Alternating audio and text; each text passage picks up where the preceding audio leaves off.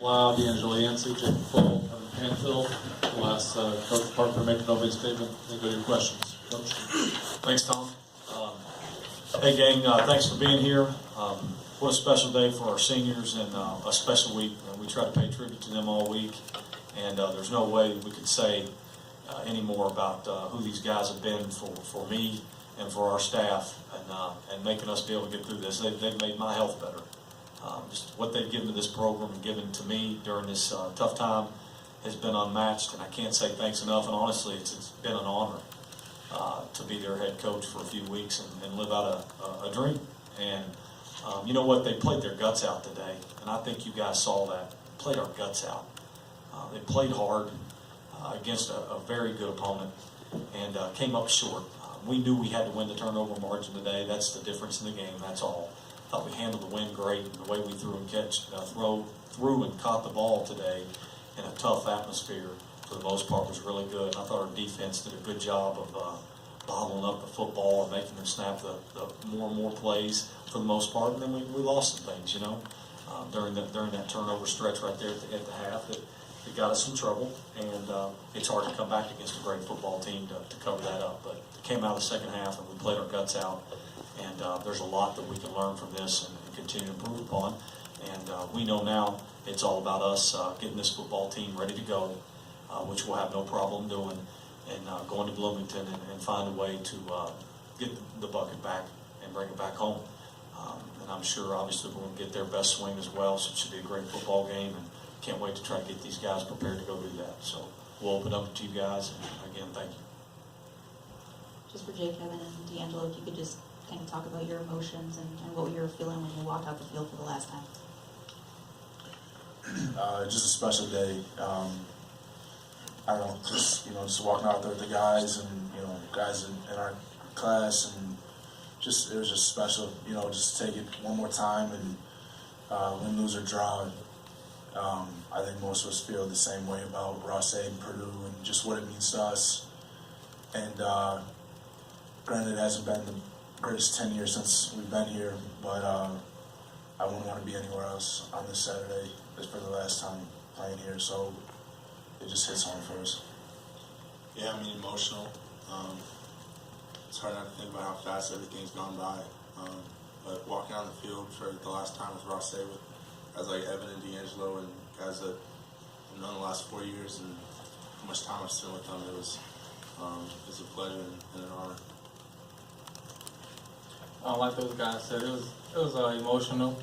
But at the same time, right now, like a lot of people don't get this far. Like we came in, we had a deep class, and some of our guys who came in were not here. So I look at it as an accomplishment, and I was proud of walking up to my dad and my auntie, and even giving Coach Parker a hug. He's like my second dad, and I just take it all in, and I really appreciate it.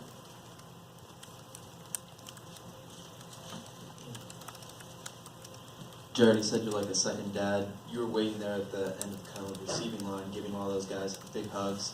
What were the emotions like for you, especially knowing that potentially this is also your last game you coached at Ross-Ade?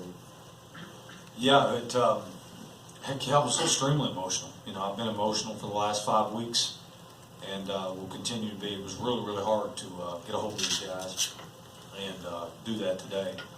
And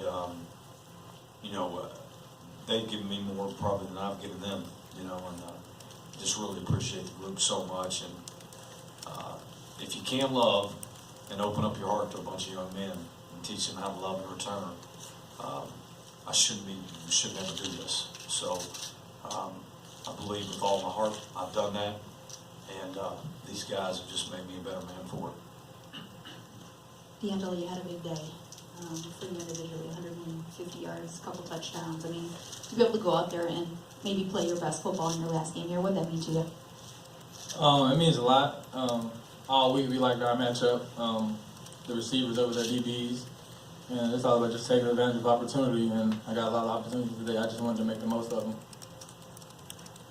them. Jake and Evan, just the way this defense came out today and the way you guys, it seemed like you really kind of set the tone there in that first quarters. What did you feel like this defense came out and did well early on? I mean, we executed well. We played with a lot of energy and passion. You get that from Coach Parker, trickled all the way down from Coach Melvin, the other assistant coaches. And he came out with fire, and I think he kind of rallied behind that.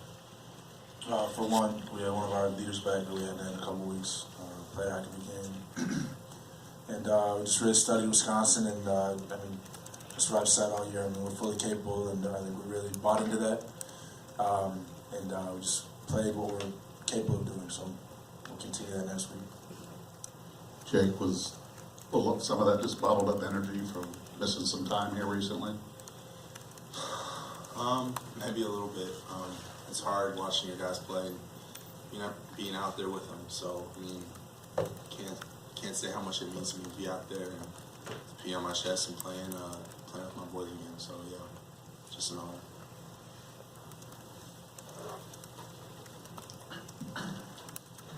David, just what's your takeaway, I guess, from your performance today?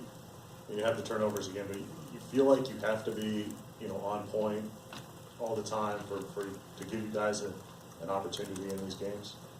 Well, I have to do my job, and you can't do your job half the time, and so of course the turnovers feels this is the same story, just different day, and it's frustrating. Those are the frustrating ones too. The batted balls and stuff like that. I just got to do a better job taking care of it. We got to love our football and know that that's the program. That we can't, like Coach Parker mentioned, we can't turn it over and expect to win a game against one of the best teams in the country. And you see what happens, late when you do get the ball in these guys' hands. Throw like a 20-yard ball and D'Angelo takes it the rest, and that's the kind of talent we have around here. And it's just, it's frustrating, man. I felt like it was one big joke to start off the game with the batted ball and a batted ball, and but now it's gone, and we're gonna give Indiana everything we got. David, for you to be able to hook up with D'Angelo a couple times today, what was working? Yeah, like you said, we just liked our matchup, and he did a great. They pressed him the whole game, which was kind of a shock to us a little bit. We were expecting a little more off coverage, but he made him pay when he got it. He had two big ones and a nice touchdown at the end, and it's just he's been there for us all year. Big play guy. And, he'll do it again next week, and then he'll do it again for a few more years after that. For Jake and Evan, third downs were a problem last season. You guys made some schematic changes this year to try to account for that, and it hasn't necessarily worked. And going forward as a program, what do you think Purdue needs to do just to better execute defensively and get off the field on third downs? I mean, it's just guys making plays. It's nothing special with X's and O's. Guys stepping up and getting off the field. Yeah, I agree with Jake. It's just more plays need to be made, and I think we have a great game plan in play. So just guys need to make plays and finish. Jared, just what are your thoughts on David, how he's played? I mean, his margin for error, it seems like, is pretty low. He's got to be pretty on it for you guys to have a chance to compete and things. Just that's sort of unfair to him a little bit to have him in that situation where he's got to be that good, and just how you think he's sort of dealt with that. Well, I think he's dealt with it like a champion. I do. Of course, he's got to be good, and that margin of error is smaller with where we're at in our run game and all those things. We've been very transparent about that. So, of course, a lot falls on him, and he's built he's been built by his family and who he is as a man to be able to handle it. He can handle it. We had a couple, and to be honest with you, a little bit of run of luck too now. That pick at Minnesota and these two, those are tough ones. They are. That we know that, and he knows that. So he can handle it, and he's handled like a champion should, and that's what the quarterback gets the most attention of everybody. If you don't have one, you have no chance. If you do have one, you have a chance. And he's put us in position to be able to have a chance. And in some spots, some of his decisions or accuracy and all those things are always stuff that he'll continue to get better on and all those things. But he gets more attention than anybody in the program. And that's what quarterback play does. And he's built to handle it. But we, of course, know where we're at and not being able to hand it off like the team you just watched on the other side. Well, of course, that it isn't as hard of a game to manage. And but he knows that, and moving forward, you'd certainly want to be able to improve your run game and him not have to be as perfect per se as what you're alluding to in those things. But a lot of great throws were made today in a tough, windy environment, as he's made all throughout the year. And but to take care of it and have to be on point every single series sometimes is exhausting. And he'll continue to manage it and carry it as he moves forward in his career. But that's who he is and what he's about. He knows what I think of him, and I sure hope everybody thinks that, because there's a lot of good has been done through him. Jake, after your initial outburst there in the first quarter, did you notice any changes they made to you from blocking you from a line perspective? No, nothing really. I mean, they did what we knew they were going to do. They didn't do anything different.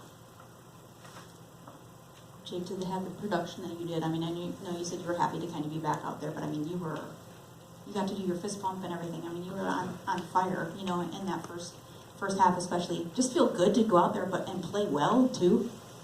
Yeah, I mean, playing well is part of it, but just being out there in general with my guys, and just not really feeling like it. And right now we're focused on one game left, and it's a big one, the bucket game, and just can't wait for that one. I know we'll come out swinging.